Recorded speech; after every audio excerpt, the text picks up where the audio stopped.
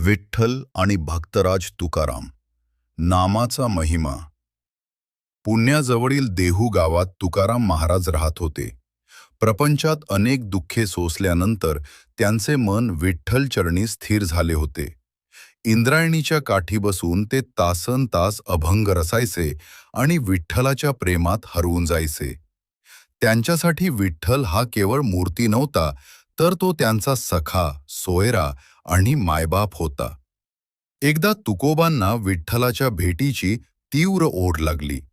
त्यांना वाटले की पंढरीचा पांडुरंग आपल्याशी का बोलत नाही. ते विठ्ठलाला आरवणी करू लागले.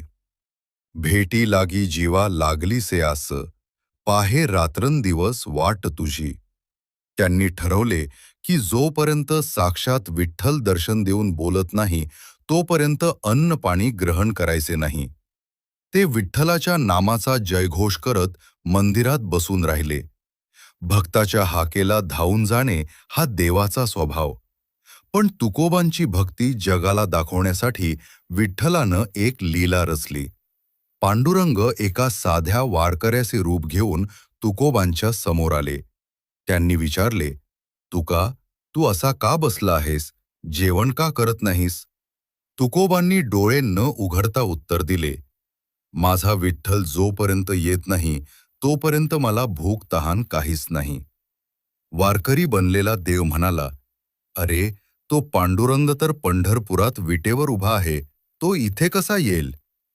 तुकोबा हसून म्हणाले, "माझा देव केवळ विटेवर नाही, तो माझ्या हृदयात आहे आणि तो नक्की येईल."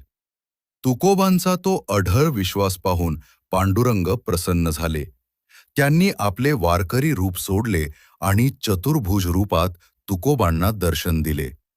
तुकोबांच्या डोळ्यातून आनंदाश्रू वाहू लागले.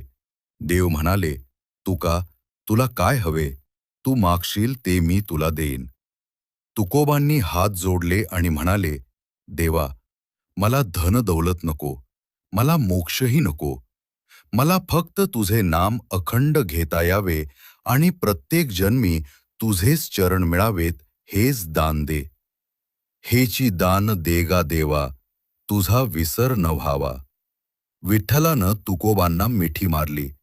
देव आणि भक्त एकरूप झाले.